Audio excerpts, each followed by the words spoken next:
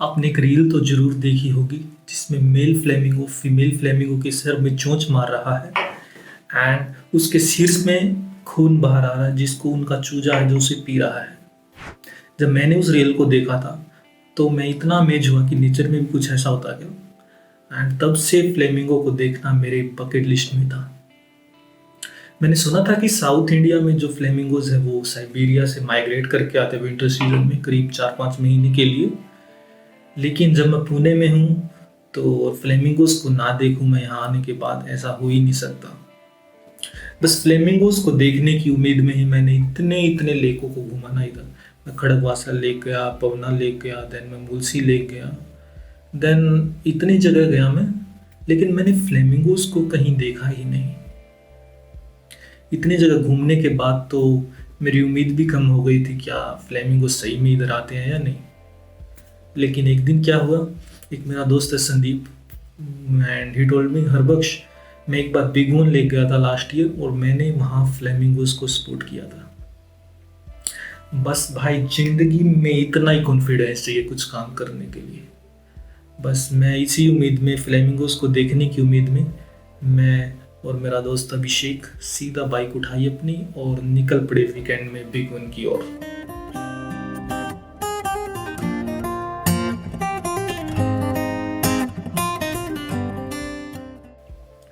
Big one यहाँ से पुणे से करीब 100 किलोमीटर दूर है और सही बताऊँ तो वहाँ जाने में कोई भी मज़ा नहीं है यार। वहाँ सीधा highway Pune to Bhigwan का, जो कि जिसके साइड में बस खेती खेत है, जहाँ हम हैं और साथ में खेत चल रहे हैं। मज़ा ना आए ऐसा तो हो ही नहीं सकता।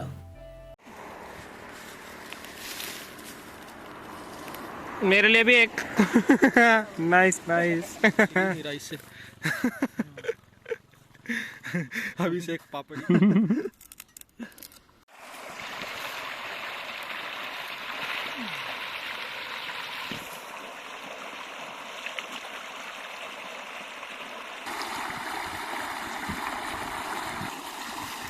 पीस मैन पीस, बहुत शांति है यहाँ पे। बिग वन में आ गए हैं। यहाँ से अगर देखा जाए तो हमें ऐसे पता लगता ही नहीं कि यहाँ इतनी बड़ी लेक होगी जहाँ पर इतने पक्षी ज़्यादा रहते होंगे। यहाँ बिल्कुल आसपास पूरा सूखा हुआ है। तो अभी हमें भी पहली बार आ रहे हैं बिग वन में, तो अच्छा रहेगा कि जो यहाँ के लोकल्स हैं उन्हीं से डायरेक्ट बात करते हैं। इससे नीचे रखना है ना, बीच से आगे जाएगा, इससे आगे जाएगा तो जब हम बिग वन लेक में पहुँचे तो जो वहाँ फर्स्ट साइड थी ना, इतना इतना अच्छा था, मुझे लगा कि भाई स्वर्ग में ही आ गए। जो वहाँ लेक के साइड में ग्रीनरी थी, इतनी ग्रीनरी तो पुणे के मानसून सीजन में भी नहीं होती। एंड इतने टाइप के पक्षी वहाँ उड़ रहे थे ना, इतने तो मैंने अपनी जिंदगी में भी स्पीसीज टोटल काउंट नहीं किए हो गए। Guys finally we are here.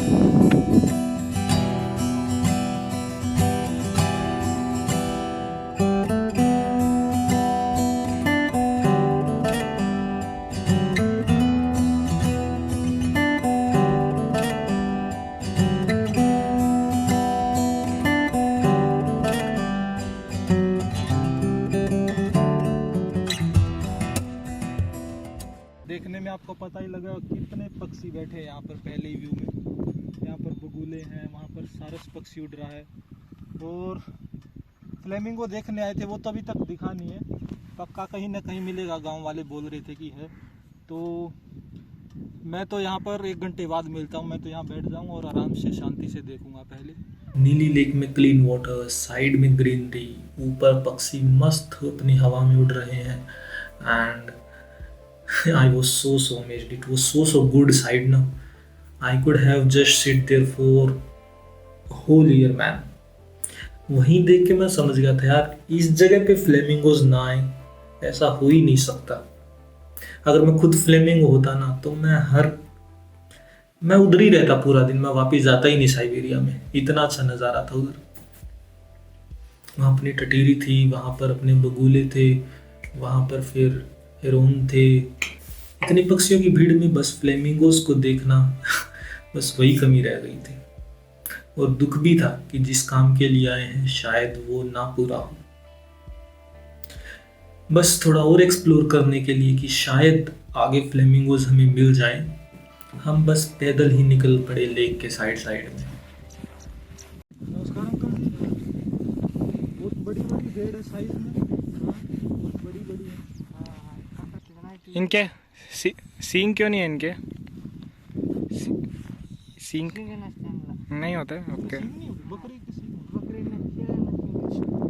Okay. भेड़ मेंढिया। ये दूरबीन में।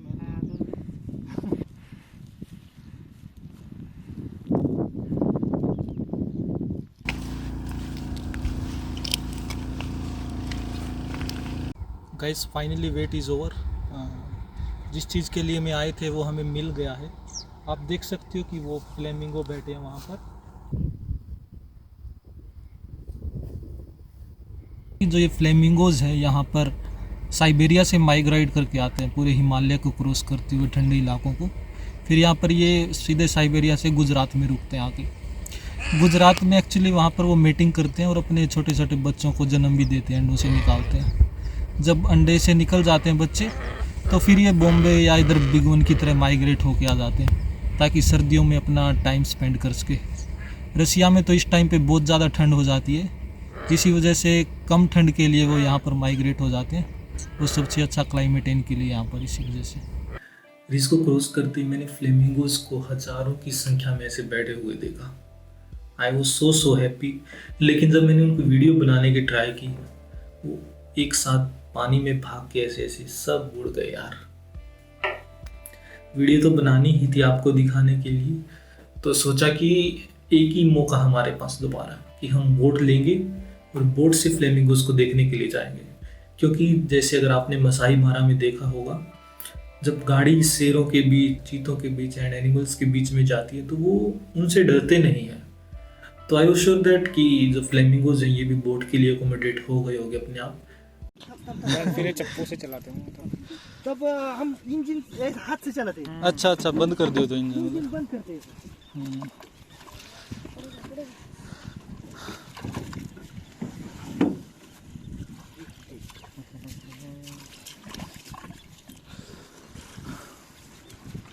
हम भी उतार दें क्या जूते? नहीं हाँ वो ये सही जुगाड़ है, प्रोपेलर।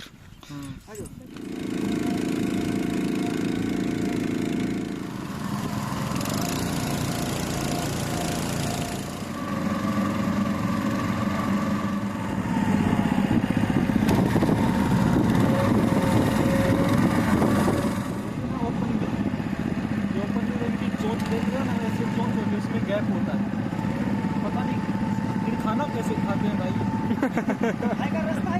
Grey heron. हाँ वो टुक अ फ्लाइट।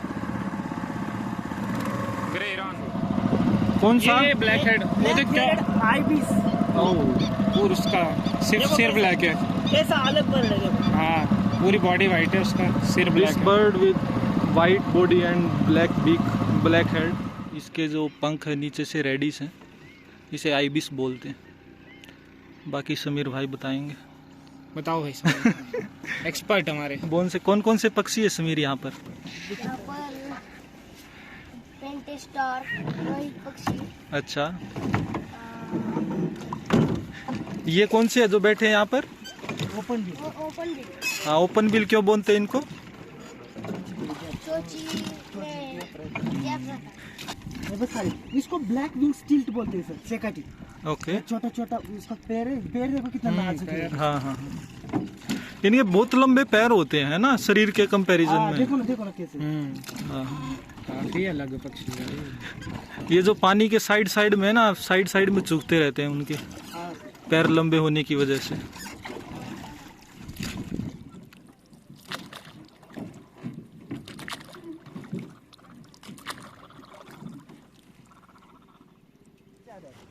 इधर आगे इधर यहाँ पर देखो कितने पक्षी बैठे हैं। उनमें से फर्स्ट टाइम मैंने 2 फ्लेमिंगो देखे, वहाँ पर भी बैठे हुए हैं। दिखने रहे होंगे कैमरे में।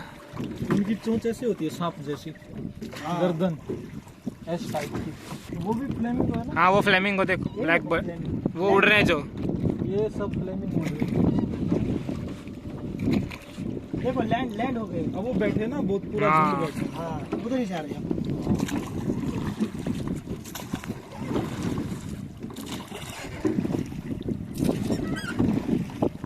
ये ग्रीन एल्गी खाते हैं और उसके अलावा जितना मुझे पता है थोड़े कीड़े मकोड़े भी खाते हैं। उसके अलावा तो पता नहीं मुझे, लेकिन उसी यही इनकी मेन डाइट होती है। एक्चुअली ये यहाँ से गुजरात से माइग्रेट होके आते हैं। गुजरात में इनका ब्रीडिंग साइकिल होता है पूरा, वहीं ये मेटिंग करते हैं, वहीं इनको चिक्स को लाते हैं। जब चिक्स अंडे से बाहर निकल आते हैं तो फिर यहाँ पर आते हैं अपना विंटर्स में कम टेम्परेचर अपना टाइम स्पेंड करने, और ये जुलाई के टाइम में वापस अपने साइबेरिया में माइग्रेट कर जाएंगे। यही इनका काइंड ऑफ माइग्रेशन होता है बर्ड्स का एरिया में। ये खाते हैं हाँ तब इनको कलर आता है। ये देखो एक ग्रे, हाँ। जैसे ही algae खाएंगे तब इनका पिंक कलर पड़ेगा। ओके, तो आप बोल रहे कि खाने की वजह से पिंक है, ना कि ये नेचुरल पिंक है। मतलब बचपन में तो फिर ग्रे ही होते होंगे सब। ओ, जब छोटे होते हैं ग्रे होते हैं, बाद में ये मतलब अगर कम पिंक है तो ऐसा बोल सकते हैं यहाँ पर एल्गी कम है। नहीं जैसे यहाँ पर पक्षी आते हैं ये, तो इनके शिकार भी करते हैं लोग यहाँ के? नहीं बैन है वो? पहले करते थे? नहीं कभी भी नहीं करते थे। मैंने कहीं जगह देखा है, मतलब सुना कि लोग ऐसे फ्लेमिंगो को भी खाते हैं मार के। नहीं। वैसे बाकी जानवर तो करते होंगे इनका शिकार। कौन? नहीं, ये डरते हैं पक्षी, किसी को भी फ्लेमिंगो सबसे बड़ा है ना इधर। हाँ, नहीं, नजदीक आने नहीं देते। कुत्ते वगैरह? कुछ नहीं।